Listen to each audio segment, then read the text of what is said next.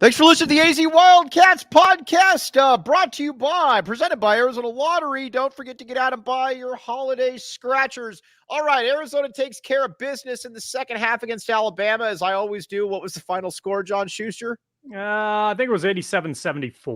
All right, 87-74. This was a tale of two halves, a tale of two cities. But before we get into Arizona, guys, I want to mock Alabama for a second. I have no idea what they were doing out there this entire game, just coming down and shooting 54 three-pointers and making 7 of them. Played right into the Tommy Gunn's hands. What say you guys? Well, welcome to the age of Nate Oates analytic basketball. Just keep shooting threes. Just keep shooting threes. Actually, it's John Schuster pickup basketball as well from about 1988. But for me, it was because I was lazy and didn't want to run inside the three-point line. And that was in that capacity, you guard someone who likes to shoot threes and shoot threes yourself, and then you run a whole heck of a lot less. But Alabama's offense was predicated on that, and that's just the way that they play. But I think as the game progressed, Arizona's defense, which I don't know if it's going to get the credit necessarily that it deserves, and wouldn't had this game continued the way that it was up until about the last 10 minutes where the Cats started to pull away, had a lot to do with it as well. You know, there's a bit to be said about, Alabama obviously had some open looks they couldn't hit early. And then, I think Arizona defensively did a pretty nice job across the board in making things a lot more frustrating than it looks. After a while, when you start to string a bunch of games together, you get to the point where you begin to think that, maybe Arizona's defense is pretty good if you continue to see some trends. Real quick, Schu, we got to get to this shirt briefly. You got to get to the shirt. Mm-hmm. Yes. Yeah. What is this shirt? Well, you can't see it all, maybe stand later up in the real show, quick so everybody can see this shirt.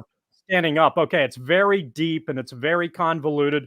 This, you'll notice the eyes. The eyes are badass. All right, here we go. Now, there we go. That's the Starship Reliant. Okay?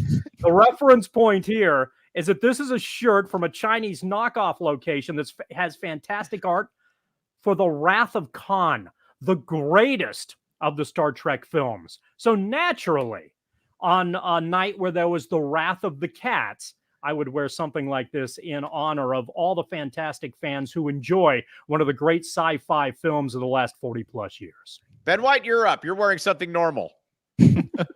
Yeah. When it comes to Alabama, are we sure Bobby Hurley didn't stick around there for the second game and coach them behind the scenes? Yeah, but this Alabama team, from the get-go, you knew all they were going to do was shoot threes. And I think it was really disheartening there, especially in the first half, given the fact that they were able to build a little bit of a lead. And just Arizona was getting punked and just out-hustled just down low. There was a lot of missed shots. Just the rebounding was a concern. And I think, when you look at what the guards did and you just look at how the game unfolded there in the first half, foul trouble was the tale of tonight. Love and Keyshawn Johnson clearly just didn't look comfortable. Obviously, you had to have guys like Pelle Larsson, guys like Jaden Bradley step up, which I was thrilled to see in the second half because given what we saw against Purdue, where you saw some challenges from maybe some of the starters, Boswell is a guy who comes to mind. Leaving those guys in, I think, really ultimately helped Arizona come away and put together that 11-0 run there in the second half and pull away. But altogether, a very sloppy game, I thought, for 25 of the 40 minutes. And Arizona's just fortunate that Alabama shot their way out of this game, to be honest with you. I'm at the stage now, and I was texting John Schuster this throughout the game. Jaden Bradley and KJ Lewis have to have, and again, I think you're going to continue to see this, so I'm not complaining. They have to have defined and confined roles every time they come into the game, especially in big games, whether it was this game, whether it was against Purdue, whether it was against Michigan State. They changed the tide. Jaden Bradley he gets his hands on everything. He's incredibly pesky. KJ Lewis, as we've seen, does the same thing, finishes in transition as well. Schu, these dudes are difference makers off the bench. And again, this team was kind of stuck in quicksand in the second half. They came in there and they they spearheaded that 12-0 run. I am a big fan of these two people. Well, I am glad you are. I think a lot of Wildcat fans might agree with you. But then I guess this brings up a question. If you have defined roles and confined roles, then how many minutes do these guys get and where do they get them? You are correct in the assessment that they were good boosts off the bench.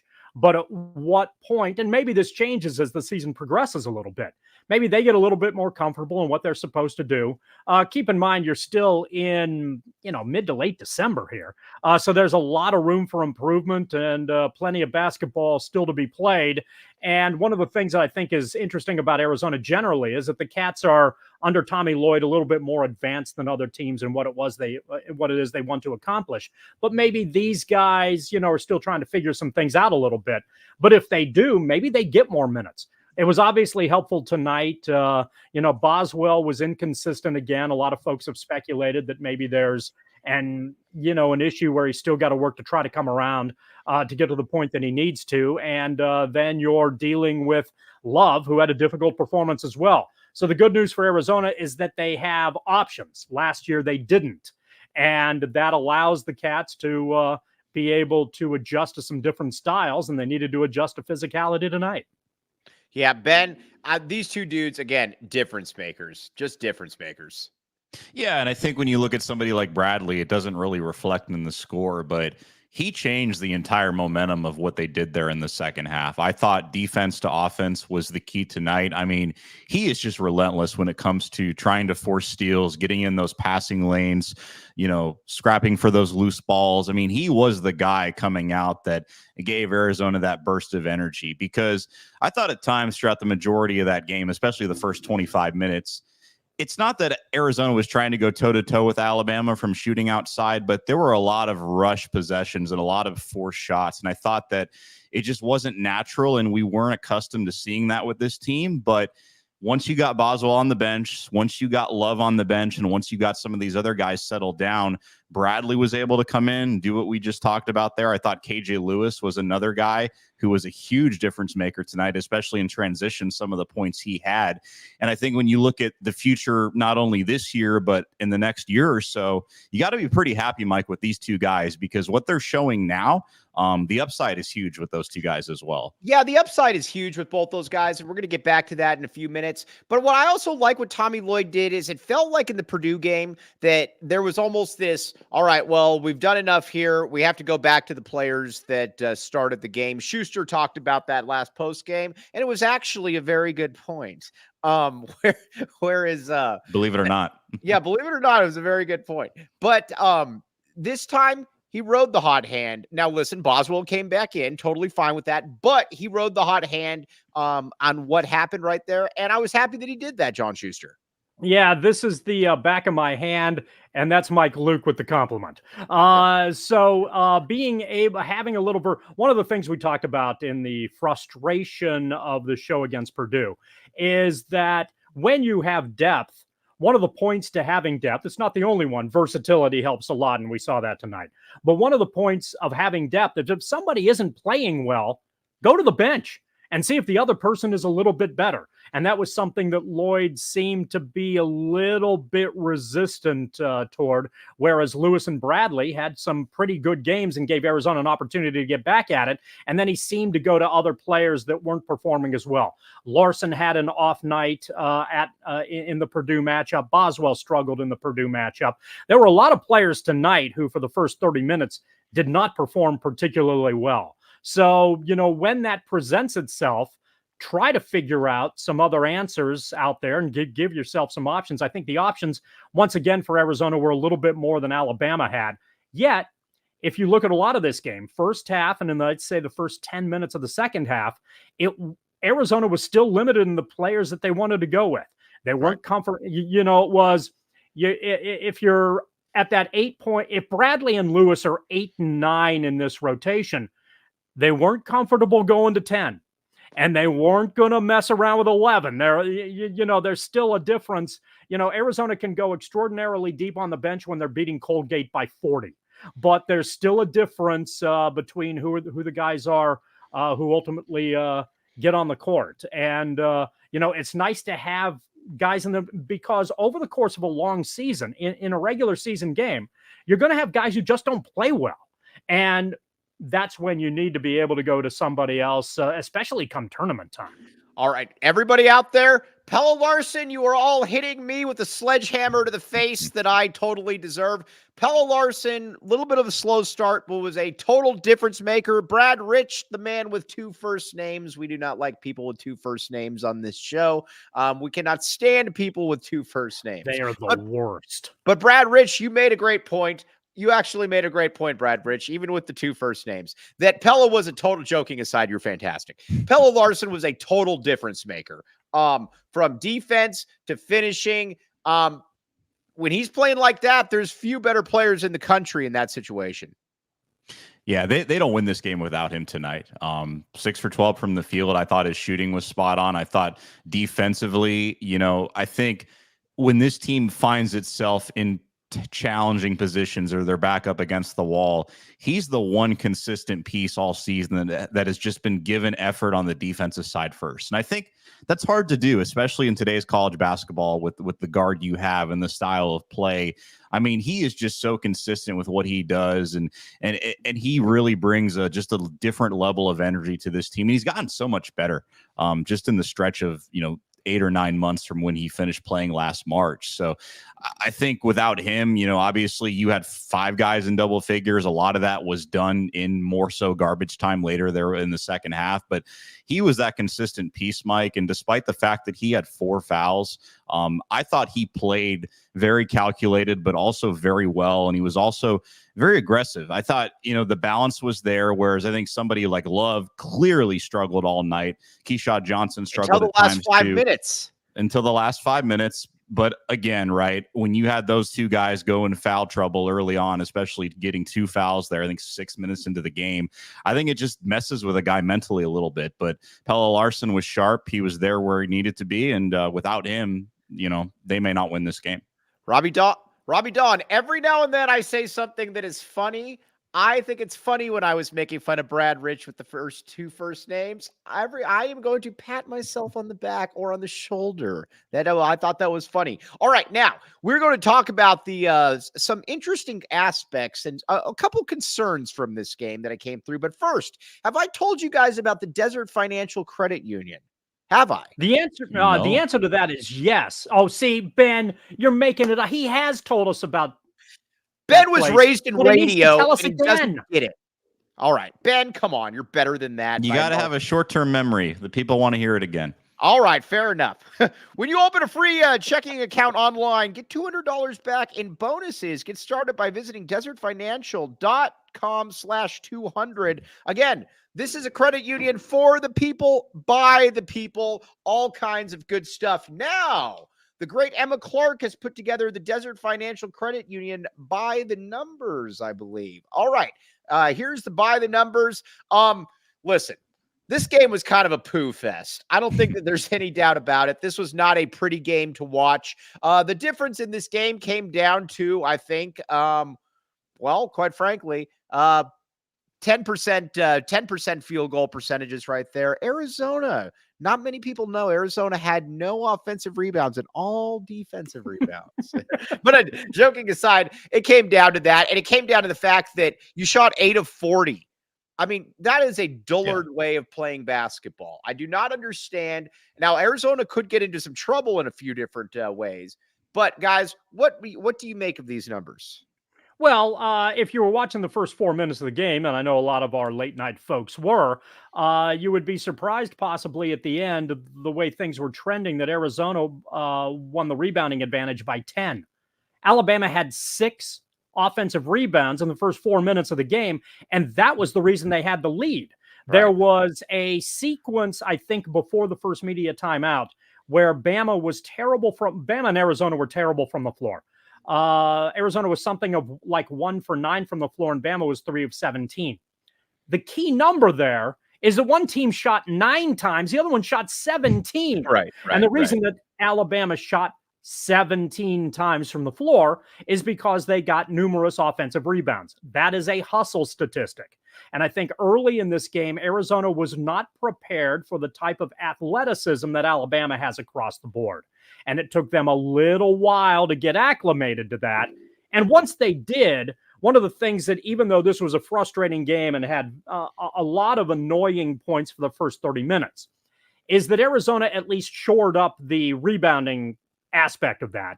And it lessened the number of second shot opportunities that Alabama had.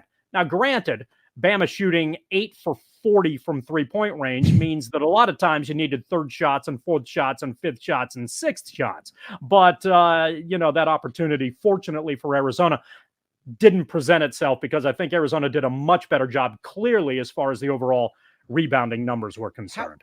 Ben White, how concerned, though, are you? Because I'm a little concerned about it. Alabama, again, if they weren't playing brain dead, they had a lot of open threes. That does worry me a little bit. Ben, then Schu, I want to get your takes on that. Yeah, I think the man defense is definitely a valid concern at this point because, I mean, you saw last week against Purdue. I mean, they went man, they went zone. It just, from the perimeter, they just didn't really have much of an answer. And I thought it was concerning. I thought, too, from Alabama's standpoint, they could have done a lot better job, I think, keying in on Arizona. Like Schu said, they have some athleticism, especially up front, but for whatever reason, those bigs struggle with fouls. And I think both of them fouled out at a point where there was like 6 minutes left in that game. But defensively, it's a concern for sure. Especially when you let them shoot at the volume, like Schu just said, right? I mean, if you're allowing 17 shots within the first 6 minutes of a basketball game, that's a problem, right? So it's definitely a concern. I will be curious to see how they respond because I think this team, the way they play, the last couple of games, in terms of how the tone is set the first 5 minutes, it hasn't been good. And we saw this last year where this team would get off to slow starts and defensively, maybe they wouldn't be locked in. But when you face better teams, FAU is a perfect example coming up on Saturday, that 5 to 10 minute stretch of just poor shots and especially rebounding. I think rebounding is the biggest concern when you're getting out rebounded the way they did. It's kind of going to be a recipe for disaster. So it'll be curious to see how they adjust when it comes to that. John Schuster, thoughts on I also think that looking ahead at that Florida Atlantic game, that's going to be a tough one for Arizona to rebound back from because Alabama took a lot out of them tonight. That was a very and it's fortunate that it's 72 hours and not 48. But I think Arizona's depth is going to be tested. I would not be surprised if the Cats struggle from long range in that matchup from a fatigue standpoint, and they're going to have to be effective on the interior as a result. The Alabama and Oates is one of these guys. There's nothing wrong with a lot of other coaches that do this too. In fact, Oates has done a really good job at Alabama. You're about to criticize Oates. Could do it. I'm much more a Captain Crunch guy myself, so that's only a natural thing to have occur. But the gist of it is that Oates loves those analytics. And so he loves three-pointer, three-pointer, three-pointer, three-pointer, three-pointer, three-pointer, three-pointer. You only shoot 33%. It's like getting a bunch of twos, that number that we've heard a bunch. Thing about it is that, and I think one of the things that his philosophy is, or the analytics philosophy on this is that eventually you're going to shoot yourself out of a slump and you're going to regress to the mean or work your way back up to the mean. Alabama wasn't able to do that tonight. We saw this to some degree with Purdue, and I think Lloyd and a lot of coaches have this philosophy. You're going to get to a point where, things just aren't going to break your way as effectively as where if you're too hot, you're going to level off. If you're not hot enough, you're going to start hitting some shots and things will work out. But one of the things that I think that doesn't take into account is how much of a rhythm game and how much emotion is involved in the relative inconsistency of college basketball. If you're cold, you can just pile on because you're forcing too much.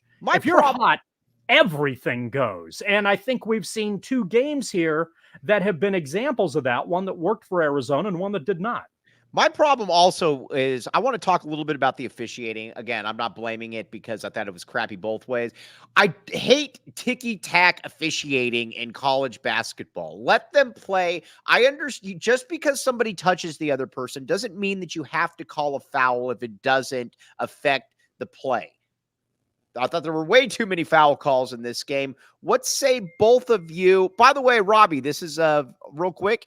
Mike, who do you dislike more? Shady first name people or the Kia boys? The Kia boys, because they have affected my wallet. My insurance rates have gone up because of those turds. Ben White, John Schuster. Did you guys have any problem with the ticky-tack officiating? Go ahead, Ben. I think it's not just this game. I think it's weird because you've seen it throughout, I think, all college basketball games. It's weird because typically within the first few minutes of a game, they set the tone for what they're going to call. And for whatever reason, it seems like this game was an example. Some other games that Arizona has played has been other examples where they don't call anything, for the first 5-6 minutes. And then all of a sudden you zone in and start calling things. I thought the foul that Lloyd was furious at and got the tee, I think he had every right to be furious there. And again, I mean, it disrupts the momentum of a game. But, when it comes down to it tonight, I mean, let's be honest here, officiating didn't really make much of a difference here. It's a concern for sure. But, when it comes to what you saw tonight, I mean, this is really, I think, a fatigue thing. I think it might be an effort thing. This team just looks tired in stretches, and I don't know what's going on with some individual players, but Boswell just doesn't look right to me. I don't know if it's a health thing. I don't know if it's a fatigue thing. Oumar Ballo, which I'm sure we're going to dig a little bit deeper into, Mike, we were talking about that during the game. I know he had 16 points and he looked great on paper, but there were just stretches and possessions where he did not look right. I mean, he wasn't finishing at the rim defensively. There were some dumb fouls that he was committing, but I think it's just a combination of just a lot of things going on in this game. And, I think the one thing that stands out to me, and I'd be curious to your guys' thought, is fatigue. John Schuster.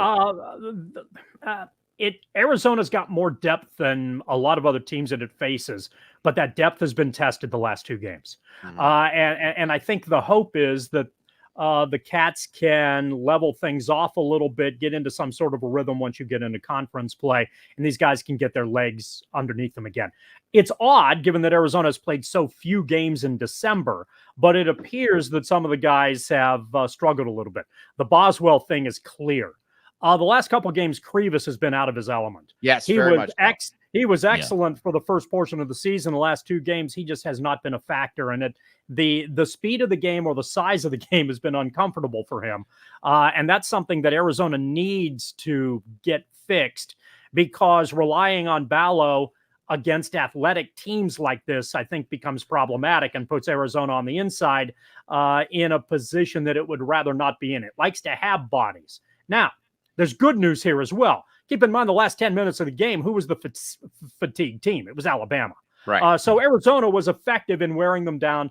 That's a good thing. To me, this game looked a lot like a Sweet 16 matchup in the NCAA where the 1 plays the 4, and it's a grinder for about 30 to 35 minutes, but the better team wins by about 7 and tends to make the things, has 1 player more, it's 1 possession more, sort of separates down the stretch because better teams are supposed to do that. Arizona is a better team, I think, The good news here is that you're looking at a Cats team that if we saw this style of game where Alabama's physicality and athleticism was frustrating the Arizona team from 2 years ago, the Arizona team from last year, we're probably talking about a frustrating loss where they were able to limit what it was that Arizona was able to do, and they were more physical. But Johnson does not back down from anybody. And so you have an Arizona team that a lot of coaches are going to say, push him around. See how Larsson reacts when you push him. Push him. See how Ballo reacts when you push him. Hey, I don't want to hear snickering. But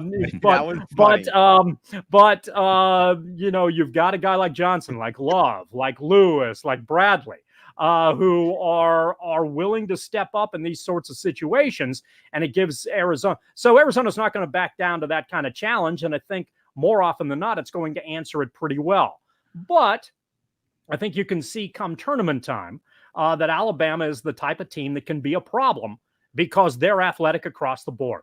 A team like Houston is capable of doing those things. How many teams like that are out there that are in that have ridiculous athleticism that may be in the 8 to 25 range? Probably quite a bit of them. So there may be some hurdles that Arizona's still dealing with, and it's not going to be a walk in the park, once you get into the tournament. But I liked the physicality that Arizona showed, the willingness to, answer the bell if somebody's going to get at you, and also the Cats' ability to be the team that wore down the opposition tonight. Do you think Ballo wears Shady Rays? He should be. Oh, well. I mean that's obvious, Mike, because right now you're going to say, ask him.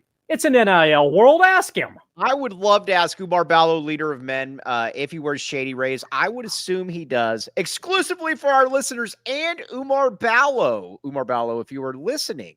Shady Rays is giving out their best deal of the season. Go to shadyrays.com and use code PHNX for 50% off. 2+ pairs of polarized sunglasses. Try for yourself. The shades rated 5 stars by over 250,000 people. And OGs. Do you think that he's ever tried OGs? Ben, what say you? You have a feeling with the kids. Of course. It's what all the kids do. Yeah, all right. Well, I'll check it out. Again, OGs probably consumed by Umar Ballo at some point. We can't say that for sure. But either way, to learn more about OG's mouth-watering options and upcoming deals, head over to OG's brands. They got the fruits, they got the creams, they got everything. All right. I got a little bit of a pet peeve, though, with Umar Ballo, leader of men. I don't know how you are a fourth year senior. Well, so I guess you're what you're supposed to be. How are you winded 3 minutes into the second half? Why do you have to go out of the game 3 minutes? And my other thing, again, and this to me is also why stats can be a little bit hollow. He and Krivas both have a very difficult time at times catching the ball, getting it blocked, getting it altered. That annoys me. And against teams with athleticism, that's going to be a problem. That is something that bothers me a little bit, fellas. Yeah, I think with him, the fatigue is possibly there. But again, it's no excuse, like you said. But I think when you look at what teams are doing to Arizona, they're clearly just attacking those bigs and giving everything they've got and making Arizona beat you from the perimeter, as Schuster has talked about on numerous occasions. And I think that's what they did tonight. I think they threw a lot at Ballo. I think when Krivas got in the game, I think the moment was a little bit too big for him in terms of the athleticism he was facing, just because he was missing a lot of easy shots. But yeah, Ballo's interesting because I think we're at a point where I think we know what he is, and he's done a tremendous job over the years. I don't think any of us 4 years ago thought he would still be here and doing as well as he's done, but you kind of know what he is. And he is that weak link, unfortunately, in the starting lineup, in the sense that opponents can scout him very easily because all you have to do is be physical, make him a little bit uncomfortable. And once you get him to the free throw line, that's where you want to be, right? Because he's not going to make his free throws. He made 2 in a row, though. He gave the middle finger to Ben White when they fouled him intentionally. I will give the middle finger to Ben White for Umar Ballo. Actually, I won't, but go ahead.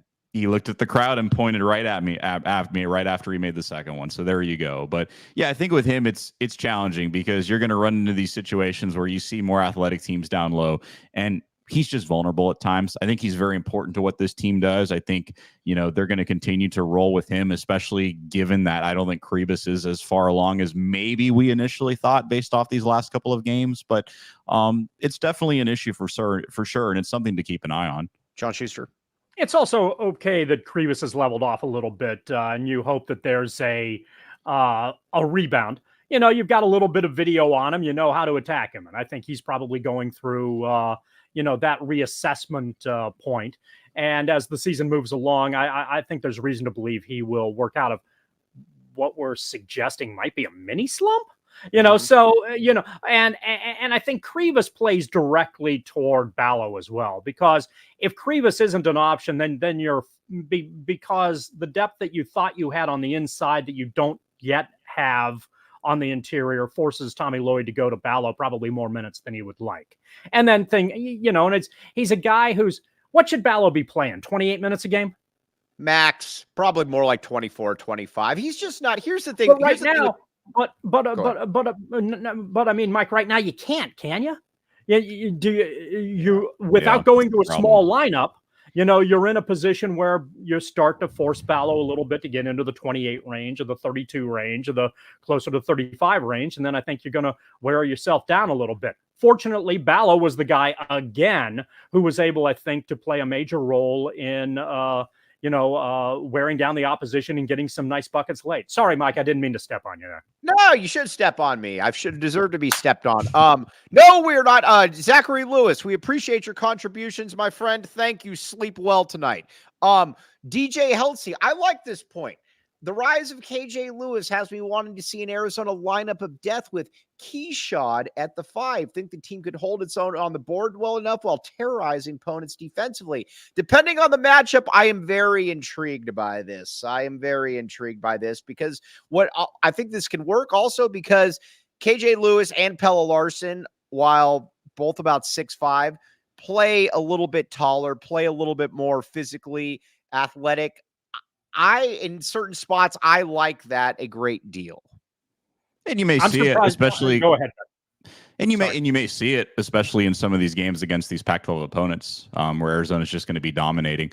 I think it's interesting because that lineup, I think, brings something a little bit more offensively. I know the point was about defense than I think you're accustomed to seeing with somebody like Ballo traditionally out there. Just because when Johnson is out there and when Lewis is out there, the offense, it almost looks as if it just opens up more. I think guys are getting better looks from the perimeter.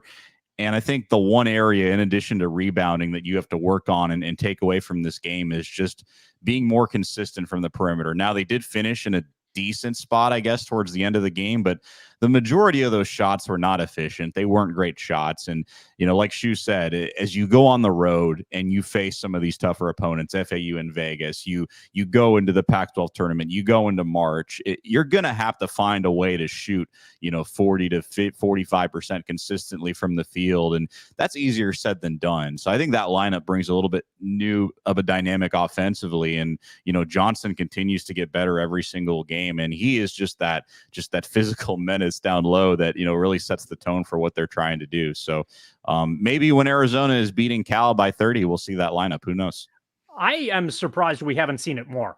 I think that lineup has all kinds of potential, and Arizona can hold its own. Certainly, from an athletic standpoint, any offensive issues, they have an opportunity to score on the open floor. And I think they can, because it's not like every team is loaded with bigs. Right. So I think there are lots of opportunities for Arizona to utilize that, and I would expect them to do so on a more consistent basis, especially if, Mike and Ben, you have Lewis improving, Bradley improving. Now it gives you an opportunity to feel pretty confident about a lineup. You could throw 6 players out there and see if anybody notices. Yeah, because they're so small, you probably wouldn't. You probably wouldn't even notice. You throw 6 undersized players out there and maybe nobody would really notice. But again, I like you said, I think there's a world of potential with that lineup just because you can essentially switch everything. And again, it's one thing if you're going with 3 Smurfs out there. None of these players are 5'8". They're all 6'1" and over. And again, with Lewis and Pelle Larsson, you're 6'5", 6'6", and very good. All right, now we're going to get to Jaden Bradley here in a second because, again, Jaden Bradley should really be growing on all of us. But you know what also is growing on us? The BetMGM Sportsbook app. All right, here's the deal. You might say, Mike Luke, you got to think to yourself, what did you like in this game? I liked Arizona to cover and the under. Generally, I'm wrong on about everything. This one I was right, though, on. But either way, if you want to go against me or for me, get on the BetMGM Sportsbook app. Here's the deal. Hold on. I got to find it now. The read just went away because it's too long for me to remember it. All right. Sign up for a BetMGM. Use bonus code PHNX. Place your first BetMGM Sportsbook wager through BetMGM Sportsbook mobile app of at least $10. If that bet loses, your bonus bet will be available once your initial wager is settled. Check out the show notes for full details. Now let's hear Shane Diefenbach with the disclaimer. Problem? Call 1-800-GAMBLER. Colorado, D.C., Illinois, Indiana, Kansas, Louisiana, Maryland, Mississippi, New Jersey, Nevada, Ohio, Pennsylvania, Tennessee, Virginia, West Virginia, Wyoming. Call 877-8-HOPE-NY or text HOPE-NY 467-369 New York. Call 1-800-327-5050 Massachusetts. 21 plus to wager. Please gamble responsibly. Call 1-800-NEXT-STEP Arizona. 1-800-BETS-OFF Iowa. 1-800-270-7117 for confidential help Michigan. 1-800-981-0023 Puerto Rico in partnership with Kansas Crossing Casino and Hotel. Visit BetMGM.com for terms and conditions. U.S. promotional offers not available in D.C., New York, or Ontario. All right, on that note, if you want to get some more money as well, check out the Arizona Lottery. All right, here's the deal with the Arizona Lottery. You can buy your holiday scratchers today. Find a retailer like our friends at Circle K near you at arizonalottery.com. Must be 21 years or older to play. You can get scratchers for $1 and prizes up to $500,000. All right, AZ Cats G. Talk about living the American dream. We're leaving Footprint, headed for Whataburger, and tomorrow we are heading to Vegas. Go Cats, bear down. I will add hashtag back the A. I had Whataburger and Lucky Wishbone in the last 24 hours. Schu, do you like Whataburger? No. Well, yes, I like Whataburger. I'm sometimes not terribly enamored how long it takes me to get a Whataburger, but when Whataburger's on the agenda, it's usually the triple. No mustard because mustard is hideous. No onion because onion is hideous. But sometimes I will get the green chilies. I get the Monterey. What do you get, Ben White? I get the triple with everything that Schuster just said he doesn't get. All right, and do you like Lucky Wishbone? I do like Lucky Wishbone. Yes. Yes, there are no Lucky Wishbones where you are. Lucky Wishbone used to be walking distance from a place we both worked, and I would frequently go there for lunch. Oh, very good point. John Schuster, you don't like Lucky Wishbone, do you? I can tell. It's not that I don't like Lucky Wishbone. It's just that me and Con, kind of are too busy trying to get the Genesis device to spend time with local chicken nearly as often as we would like. All right, that's fair enough. All right, you had to watch the rest of this show to understand that wacky reference. I hope you did not join us late. You did not join us late. If you joined us late, if you're listening to this broadcast, none of that makes any sense. But if you're seeing this broadcast, then your eyes are burnt. It's 12:13 a.m. It's totally acceptable. Lucky Wishbone gave me food poisoning from Noah, but it was probably worth it. Here's the thing with Lucky Wishbone is that it goes in good. It can come out hot and explosive at times, but you're probably the better person for it. You don't know really. You don't know until you've tried it. Now let's look ahead to FAU. FAU also sounds like an insult. FAU, John Schuster. FAU. You're not the first person who said that. Yes, but this is going to be an interesting game because this is going to be the last good team that Arizona probably plays all season. They're ranked 14th in the country, went to the Final Four last year, returned almost everybody, and as about as good a backcourt as there is in the country. This is going to be a real test for the Wildcats. Experience. Yeah, this is going to be probably the best team. Go ahead, Schu. No, experienced, tenacious, athletic. And I think Ben's white. And Ben, I apologize. Man, I'm stepping on everybody tonight. My apologies. He deserves it. But I'm glad that Arizona schedules teams like this. It has been quite the gauntlet. It's matchups like this are good for college basketball, and it's the type of matchup that, again, I think is going to be very similar to what we saw tonight. And so Arizona is going to have to be able to try to match athleticism on all five positions. Obviously, they're bigger, and that is an advantage.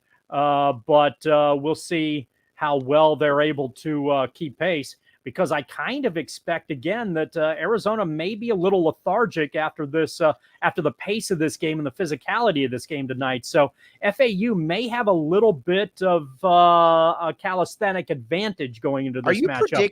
You're predicting an FAU win? No, I'm not doing that. But I think, I think it's another exceptional test for the Cats, and I'm glad that we get the opportunity to see it. Ben White, are you backing the A against FAU, or are you backing the F? Backing the F. Oh my goodness. I am backing the A. It's certainly not going to be easy, but yeah, I mean, everything Schu just said. They're athletic. They have really good guard play. They were in the Final Four last year. They've played some decent games this year. I think they beat A&M by 6 or 7 points, and I think A&M was 12 or 13 at that point ranked in the year. But yeah, I mean, look, you got to piece everything together, given the way that this is the fact that this is your last chance in the regular season to prove that you're one of the top teams in the country. You've lost to Purdue. You struggled for 25 out of the 40 minutes. I know the stats look a lot more favorable, but I don't care what anybody says. You had issues tonight. Guys looked fatigued. Guys did not play their best. So you're going to be in Vegas. You got to get ready for it, and you got to get ready for it quickly because, like Schu said, you only got 72 hours. All right, speaking of food, Shaz runs the Jack in the Box on right on what, Speedway and Park? You see at the Speedway and Park, Jack in the Box with all the brutal construction that doesn't make any sense and continues forever. It's been going on for like 5 years now. And what they do is go on for another 5. And what they do is they take a break during the summer when nobody's here, and then they not only that, it back up. Exactly. And it looks like they've taken a break during Christmas as well. I've noticed that today as well. I live right by campus. You're always by campus. I noticed that as well. You're taking a break because, why not? The kids are gone. Do we really need to do this? But I tell you that, so I can tell you this. There is probably no better drunk food than the Jack in the Box tacos. Now, doesn't have quite the same as when they used to be 99 cents, but I get with inflation and everything, it's a little bit higher. I would recommend, though, if you're going to get drunk this weekend, to go, or you don't even need to be drunk, go get these tacos. Our good buddy Kevin Woodman told a story on air many times about he and Glenn Parker, both, let's just say, larger men, after a night of heavy drinking, they went out and they ordered 100 tacos. And he said that I asked him, I said, did you eat all of them? And he said, we ate all of them and there was room to spare. So, yes. The gauntlet. Eating 50 tacos a piece. Do you think the three of us should participate in that gauntlet? I think I can knock down 50. So I'll tell you a similar story. This was about a year ago. It was a little boat party get together, and the host of this event, Schuster, ordered DoorDashed at the end of the evening after several hours of drinking. He DoorDashed 100 Big Macs. He probably finished about 3 of them. Oh my gosh. Well, I hope he donated the rest of those to some terrible cause. I got stuck at the end of your story when your story, as far as I was concerned, was stopped at something related to I was at a boat party. What are we? Ben White. Wow, Ben White's hanging out on Bezos' yacht now. Are you doing the broadcast from there? You've got your own PHNX, from an undisclosed location. Yes. Undisclosed yacht location with some biggie where it's just a boat. It's just a boat party. We're bored. We order 100 Big Macs and only eat 3 of them. All right, 99 cents on the Jack in the Box app. I do apologize. Ben White can attest. I can eat a lot of food, and a lot of very unhealthy food, and not saying that the tacos are unhealthy, but I don't know, probably not lean protein as well. But either way, so check it out. Either way, really good spot, good dude there as well, and what was I going to say? I don't know. Do you want the 99-cent Mike Luke special? That'd be no. When I start talking about food, I get excited. By the way, I'm going to get Portillo's tomorrow. Portillo's is right now is my favorite. Do we count that as fast? Do we count that as fast food? We just count that as good. It's very good. Portillo's for fast. It's considered fast food. Whatever. They do an amazing job there. They're not even a sponsor of the show, but they do an amazing job, John Schuster. Yeah. 2 things. You get the Italian beef. Sometimes you can get it with the pepper if you like, if you want to, spice things up a little bit. And you get the strawberry shortcake.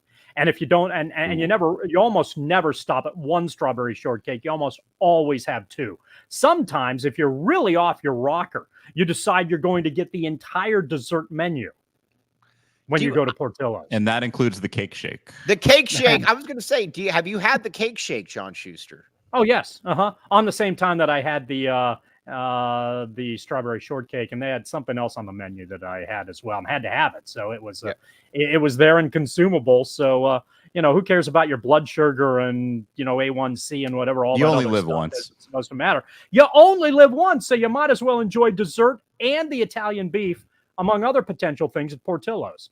And your diet soda. Robert Madrill, yes, this is a very good point. The food truck rotation at Tap and Bottle is elite, by the way, and it's always a lot of different, variations. How about that for a redundancy? Okay, now, I got one more read here. Speaking of which, some burros. Have you ever heard of some burros? It sounds like a burro place.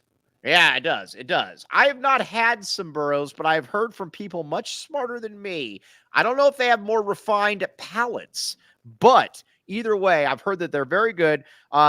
Let Sombrero cater for all your holiday fiestas, big or small. Order online or find one near visiting someburros.com. Seasons eating with Sombrero, someburros.com to find one near you. All right. Mike's first yacht will be named Mom's Spaghetti. That is that's a very good reference there. All right. Now, Arizona beats Alabama. It comes down to me for this. Arizona, I thought you hit the nail on the head, Schuster. I thought you actually made a good point on the text where you said this feels like a Sweet 16 game where it's close for a while and then Arizona goes ahead and wins by about 7 points, whatever the case may be. That's exactly, the one by more than that. That's exactly what happened. I chalked that up to Arizona being better and Alabama going Brandon Staley with a full cheat sheet of how to game the system. Oh yeah, you don't want to watch the game in front of you. You just want to, look at the numbers. Go pure MIT, and you're good to go as far as sports is concerned. But it's the way Alabama plays, and again, Arizona defensively, I think, was very good in this matchup. It was a very frustrating game that gives you areas of concern. I think fans are going to watch some games here and there and say, that athleticism thing can be a problem. But the Cats did a very nice job down the stretch of ultimately wearing Alabama down. And it was pretty clear in the last 10 minutes which was the better team. And I think Bama had a lot of fatigue, probably because they weren't able to keep up with what it was that Arizona ultimately successfully tried to accomplish. So it was a very interesting game where I think over the first 30 minutes, there were a lot of points where it's like, holy crap, is Arizona going to drop 2 in a row? This is just a mess. And then there are going to be some red flags that come up. But in the last 10 minutes, you look at how things turned out and you like what Arizona was ultimately able to accomplish, and it puts them rightfully in a position to be among the best teams in the country. Ben White, you're the smartest one here. The one with the yacht. The one with the yacht. The one with the White yacht. Coming to you live from the PHNX yacht, decked off of Huntington Beach with Kevin Woodman in the back room. Kevin Woodman in the back room. Yes, Ben and Kev are very close. Oh, yes. Go ahead. Yes. No, I think Schuster nailed it, and I think when you look at what happened over the first 20 minutes of this game, definitely some challenges and some concerns for sure. Alabama jumped out to a 9-0 lead. They went on a pretty good run. Arizona couldn't get a rebound to save their lives there, especially in that first 15-minute stretch. But ultimately, when you go as deep as they do, and this goes back to the point about Larsson. I know he's in the starting lineup, but point being, you go look at somebody like Lewis, somebody like Bradley. When they go 10 deep, 8 deep like they do, you're just going to wear teams down, especially in that last 10-minute stretch. And in Arizona, that's exactly what they did. They came out, they started making shots. They were able to get a lot of key guys for Bama in foul trouble. Those 2 guards were just not getting the same looks that they were from 3 the majority of that game. I thought Arizona did a good job of locking down defensively. And then you went right at those 2 bigs and you took them out of the game. And from there, that opened up opportunities for Ballo, who struggled most of the game. He was able to obviously rebound and get double-digit scoring. So I thought Arizona responded very well. And I think it was very, encouraging to see the way that Tommy Lloyd played out this game, because he could have easily left Boswell in the game. He could have easily stuck with these starters and said, you know what, these are our main 5 or 6 guys. We're going to stick with them. But no, he ran with the hot hand. He knew what Lewis was doing. He knew what somebody like Bradley was doing, despite only having 4 points, just how much of a difference maker he was on both the defensive and offensive end, just creating opportunities for his teammates. But yeah, I think if you learn anything from this game, it shows you that Arizona has some nice quality depth, and when they find themselves in tough situations, they have the personnel and the ability to bounce back and win like they did today. All right, everybody out there, you guys are all fantastic. I also want to leave on this note. As always, you guys are the ones that make the show, make it much easier for me. As you all know, I am scattershot. I can go any which way depending on how it goes. For John Schuster in the shirt, Ben White on the yacht, I am Mike Luke. By the way, did you see how many points ASU had against Northwestern at the half, John Schuster, earlier? Was it 12? No, don't shortchange him. It was 13. Oh, dang it. They did hit the free throw. I forgot they hit the free throw. 36 to 13, my friend. Beautiful effort. Beautiful effort. So no matter how tough you think that you might have it in life, just know that you could be rooting for a team that had 13 points at the half. But on that note, for John Schuster, Ben White, the great Emma Clark, one of my favorite people ever, behind the scenes, making this work, pulling double duty. Emma, you are fantastic. On that note, we're signing off, but we will be back with you. You've been listening to the AZ Wildcats postgame. We all silly like the mayor.